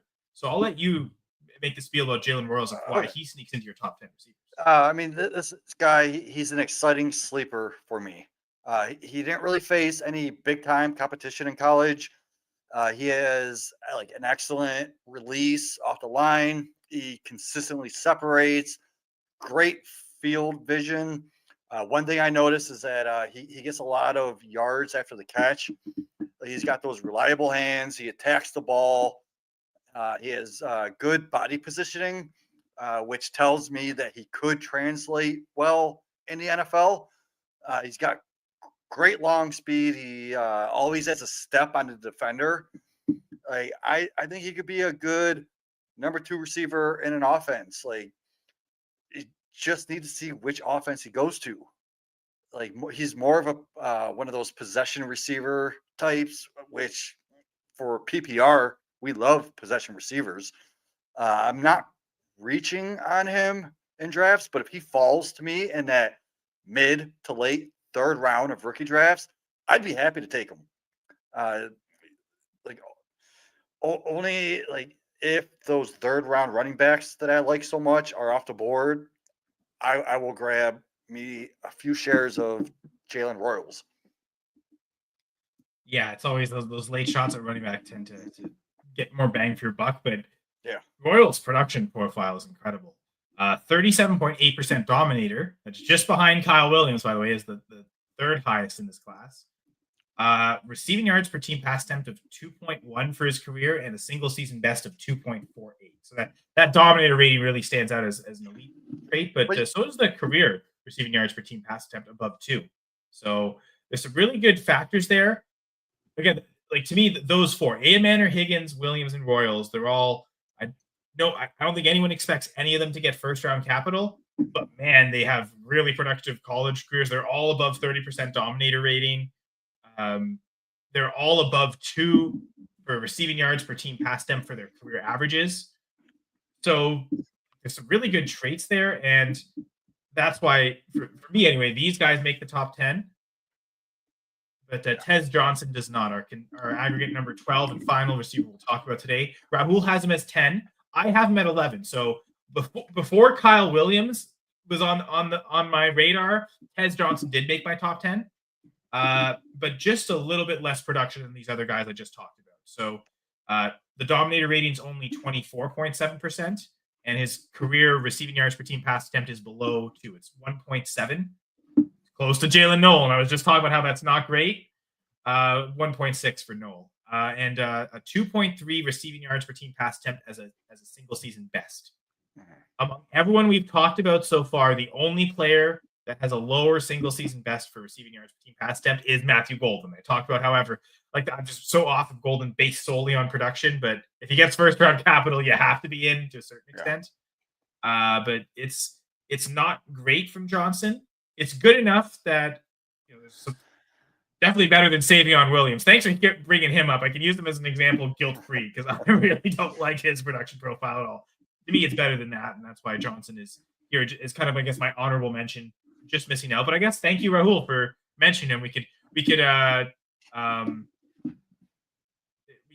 honor him properly, I suppose. Apparently, Rahul saying fun fact that Tez is Bo Nix's adopted brother. Interesting. So here's my take on Tez Johnson. Dude's 5'10", 154 pounds.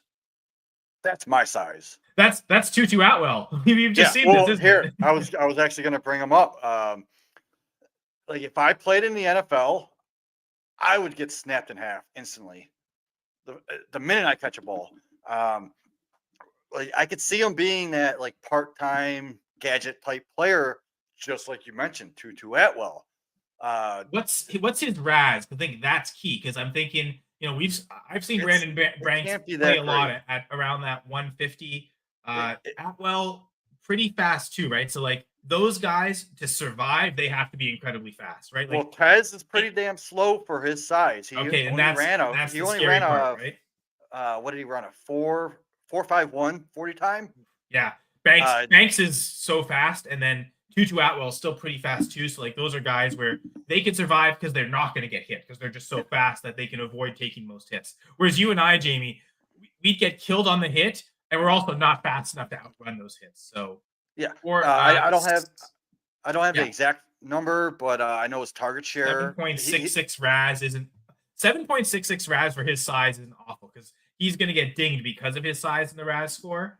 Like the way you were talking, I was almost expecting to see something below 5. So at least there's that. But yeah, Tez Johnson is probably closer to Jacob Cowing than Tank Dell at that size. Dell, another one. You need the elite speed to kind of be good at that size, I suppose.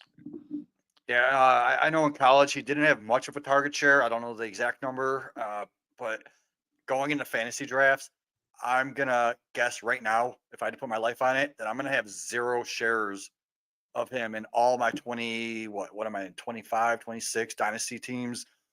The last mock draft I did with Player Profiler, he fell to me at 507, and I skipped over him without even hesitation.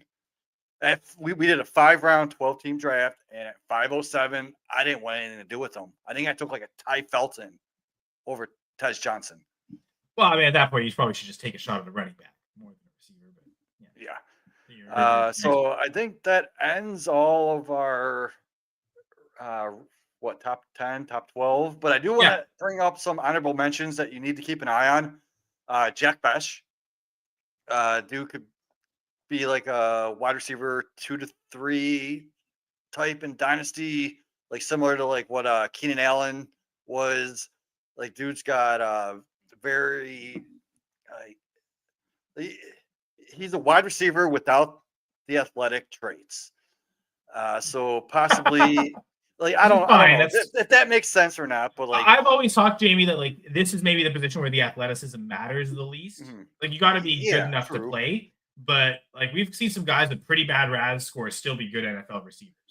But I mean, Jack Besh, I don't even know the name, but Besh, yeah, he got a lot of steam at the Senior Bowl, and he could possibly be the like best pro-ready wide receiver in this class. Who knows? But then also pay attention to Isaiah Bond. He's going early thirds and mock drafts. I was high on him back in February. Now I find myself avoiding him. I thought he could be like an early 2nd round target for our rookie drafts, but I'm not touching him even in the 3rd round, early 3rd right now. And then this guy, please avoid him. Restrepo, you know the name? I call him Restrep No because I want nothing to do with him. Or you could call him Restrep Slow because I've seen 310-pound offensive linemen run faster than this guy. Again, he fell to me in the mid-4th and my last draft, and I skipped over him, didn't want anything to do with him. I think I went like tight end, Mason Taylor over him, just because I don't want Restrep No on my teams. All right, so for those who know, we now know it's time for the trade of the week. So this trade is brought to us this week by the Fantasy Six Pack Discord, which you can sign up for. There's different tiers of availability there. But this one, courtesy of Taylor Michael, F6P _ Taylor Michael on the Fantasy Six Pack Discord, posted this trade. So it's a 12-team start 11 super flex league, PPR scoring, and tight ends get 2 points per reception. Also 6 points per passing touchdown. The one thing I didn't mention here, there was like bonus scoring for I think 200-yard games, either receiving or rushing. I think like 400-yard passing games. You got like a 3-point bonus. So big bonus game bonuses. But yes, here is the trade. So for the Superflex League, on one side, there's CJ Stroud and Malik Neighbors. And on the other side, Trevor Lawrence, Ladd McConkey, 108, and a 22nd. So we've got QBs and wide receivers on both sides. One is just those two pieces in Stroud and Neighbors. The other side is Lawrence, McConkey, as well as two picks, the 108 and a 26nd. So did ask Rahul for his thoughts. And I guess we hinted at it earlier. He seemed, I don't know, JB, my first reaction to this trade when I saw it in the Discord a week or two ago was, this seems pretty close. Like, I have a hard time forming an opinion. It seemed like you were too. When I posted these trades in our group chat to discuss what was our trade of the week going to be, it seems like Rahul was instantly, no, there's one side that I'm very clearly on. So me and you both were confused on which side he was talking about. I don't actually know which side he talked about, and until he sent the message, because I was going to wait for him to reveal that to us on the show. Unfortunately, he left us, so I got him to message us in our group chat. So I've got his response here. So I now know what side he thinks is the easy, obvious smash. So do you want to just prolong the drama? And let's prolong his drama. I'll give my opinions. I also believe it's like a straight even type trade if you look at value wise. So you're kind of going down from Stroud to Lawrence, right? And you're going down from Neighbors to McConkey, but you're also gaining that 108 and that second round, which hopefully will be like a mid second round pick.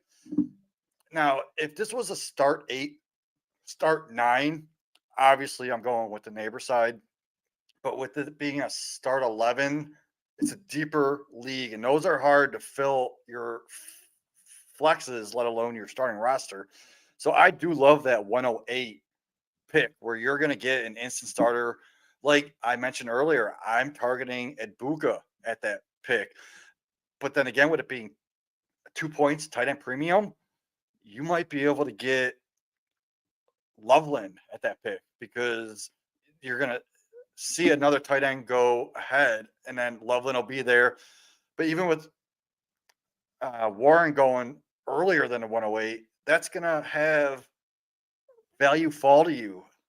Exactly. Maybe both tight ends go before, and that pushes someone back to 108. Like, exactly. Inevitably, the two PPR, what that for tight ends really increases the value of the pick. So the 108 without the PPR, that maybe is lesser value. So does that raise enough in value to kind of bridge the gap between those two down tiers? Like I have McConkey and Neighbors both in my top 10 dynasty wide receivers. McConkey's closer to the 10, Neighbors is closer to the 5.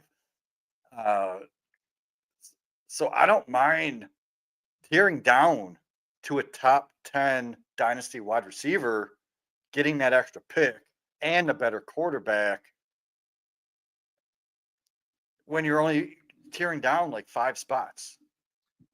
And I think the tear down, is more drastic, it seems to me, in value than it is actually in points per game. Like, I think where Stroud, even after his disappointing season, where he and Lawrence are being ranked, there's a bit of a gap, but are the points per game difference going to be that different this year? I'm not sure. And the same with Neighbors to McConkey. Now, they're both, again, being ranked as wide receiver 1s in Dynasty. So they're both being ranked really high. So you're not really dropping too much. Some might almost say, like, is that the same tier? The production might not be that different from Neighbors and McConkey. Certainly, like, McConkey's QB situation better. So I guess the more I think about this, the more I think if you're a competitive team that's more interested in scoring points than the long-term value, you get this 108 and this 26nd.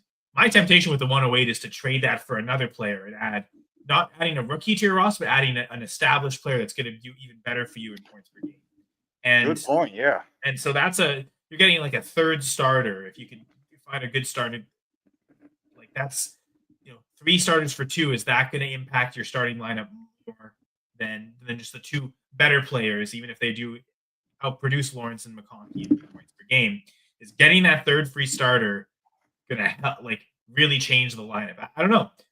You could probably get like a Jalen Waddle for that 108 straight up. A DK Metcalf. So someone is going to instantly get you points. I got DK Metcalf in the league. I should try and sell him for the 108. That's almost my I'm sure you can get someone I have higher than both those guys is Devonta Smith. So I would give the 108 for Devonta Smith. Well, in a heartbeat. that might cost 108 and the 26 second, and that's fine. Possibly. But if I was going to do that, I might go after a DJ Moore if I'm a win now team. Maybe. I mean, that might not even cost you the 108. Like, you might even get that cheaper. So, I guess, again, like you and I, Jamie, we saw this trade and we thought pretty equal. Yeah. Now, Rahul's take. Well, before we go to Rahul's take, I look at it as I'm giving up 2 50-cent pieces and you're giving me 4 quarters. It adds up to the value. You're just getting more coins. One side has the 2 better assets, we'd say. Yeah. If you were to rank all these players in Dynasty, ranking straight up, Neighbors is probably number 1, honestly, in Stroud. I mean, maybe McConkey is higher than Stroud, but I think there's an argument to be made you have the 2 best Dynasty assets between Stroud and Neighbors. And then in a and start then the 11, other side gets 4 decent pieces, to be honest, especially, like you said, in start 11. Yeah, that makes the biggest difference is that start 11. Yeah, that's true. Now, I will say we made some good points, especially about the actual points per game. He thinks he's lower than consensus on Ladd and higher than consensus on Stroud. So maybe the conversions of those values, it's a larger tier gap drops than what you and I maybe consider to be there. But yeah, so if that's not hinting at Rahul's spot enough or position enough, I guess we may as well get to it. So he says, Rahul, put in the chat like where you have Stroud ranked as your quarterback in Dynasty. Yeah, okay, sure. I would be interested in seeing that. He says, well, remember, he was the only one to have him in the second tier. If we go back to episode 2, where we talk about our top 2 tiers in Dynasty, I'm pretty sure he's the only one who had Stroud in that second tier, whereas you and I hesitated and assumed having him in the third tier. He's like, around that 10 to 12 for me. QB6, and I think I've got him at, I think right there, 11 maybe, 10 or 11. 10 or 11 for me too. I'm kind of like him and high between him and Bo Nix. Like, they both had great rookie seasons, and they're young.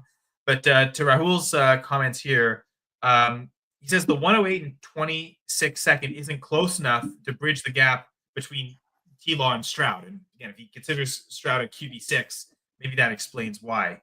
I get that. Yeah. Like, he thinks that those drops are too drastic, that the 2 picks don't make up for it. 108 probably gets you around RB5, wide receiver 3 or 4 in the class. Which we're talking wide receiver 3 or 4. Like, is that Burden? Is that Egbuka? Right? Like, you can maybe, from that perspective, if you want to add another receiver, put that name on it. He doesn't think the second tier of receivers is strong enough to make up that gap. So he wants the 2 elite assets. Like, give me the 2 best pieces in the trade. Because typically, I've heard a lot of people just, again, what's the first thing you look at a trade? What is the absolute best piece? And you're always kind of leaning towards that side. If ever you see a trade where the 2 best pieces are on one side, I'm typically almost always doing that, no matter how many more pieces you gave up on the other side. To get the 2 best assets, it's tough to kind of do a trade like that. Anything less than a start 10, I'm definitely taking the best player in the trade. Like, I won't reveal. Sure, yeah, because it's start 11. That's where it leans towards the depth more. And I wonder, because in the Discord, it almost seems to be leaning towards the other side. I won't give away all the comments, but someone saying, like, is the 26 second that bridge too far? If it was the third, or even if it was just the first, like, you didn't give up the second, like, is that closer? So it seems like some people almost even prefer the other side. Lawrence getting that first, that 108 is a valuable enough piece, especially with the 2 PPR on tight end. That could be a tight end, or it could force some other valuable player to fall. So interesting. Yep. So on the surface, some people are clearly like, this is easily this one side. On the others, it's close to the middle. In fact, someone even leaned to the other direction. So it's I understand both sides, and I love both sides, and I can see a scenario when you get, I don't want to say controversy because it gives a negative connotation, but when there's uncertainty about which pick is or which side is better, usually means it's a fair trade. Yeah, maybe it helps both teams. Like, I always see, like, who wins this trade? Well, probably both teams win, because that's how we trade. You want both sides to win. Maybe Rahul, and this comment is just a simp for artificial dynasty value. But, I mean, Stroud definitely, right? We talked about, like, you talked about even in episode 1, Jamie, Stroud, that rookie season fall, and after the rookie season, he was Dynasty 101 in Superflex, Yeah. right? Like He was. That's where I sold them all. And I mean, he's not that anymore, but people maybe still remember that value and are going to kind of hold him higher than what he should based on his points per game. We'll see. Maybe he has a points per game rebound this year. And Stroud's back to being close to. Can't get any worse. Well, you say that now. Yeah, I mean, I'd say we can't go on any longer. We almost reached the 2-hour mark. So, this has been a great show, man. Yeah. Love talking rookies. You have so much insight. Like I give my opinions, and I love Rahul being on this show. Too bad he left us. It's okay. We're hoping for him next week, but next week we're not only going to talk about quarterbacks, but we're also we're going to talk about less quarterbacks in this. We're only ranking top 6 each, so there'll be less names to talk about. We're also going to do a quick mock draft afterwards, and anyone who's in the live chat and wants to participate, we'll go to you for picks as we're doing the mock. So the three of us will be making our picks, but we'll rotate in listeners and viewers as well. So if you want to join us on the live show, feel free to be calling out picks during the mock, and we'll make them for you, and we'll have the audience incorporate into our mock draft that we're going to set up. And if it's just the three of us, we'll rotate through the three of us. I'm sure we all love picking, right? So don't tell us we have to make more picks. We'll do it in a heartbeat. You don't have to say it twice. But I guess episode 2 of our rookie series, very successful, very long. But thank you once again, Jamie. Yeah. So I just want to say, everyone listening, always wear your seatbelt and never leave your house without shark repellent, because you never know when an exploding shark is going to bite your leg. You can never be too safe, right? This wasn't the episode we're going to talk about a safety. We did talk about a cornerback, apparently, with Travis Hunter. But if you want small talk FF, that's Rahul's Twitter handle. Jamie's at Jamie Perog. I'm at Senra Says. We'll cut the small talk. This was not a small episode. We'll just say you can also follow the Fantasy Six Pack account at Fantasy Six Pack, fantasy6pack.com. Subscribe to the Fantasy Six Pack YouTube channel. I've said the number 6 much more than 6 times here in episode 6, so I probably doubled it and at least gone to 12.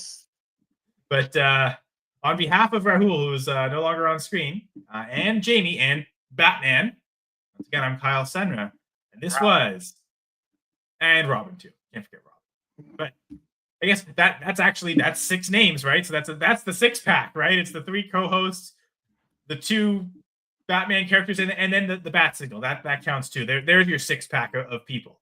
Maybe we need to use this background every episode. I guess find out if we do next time on the Dynasty Six Pack.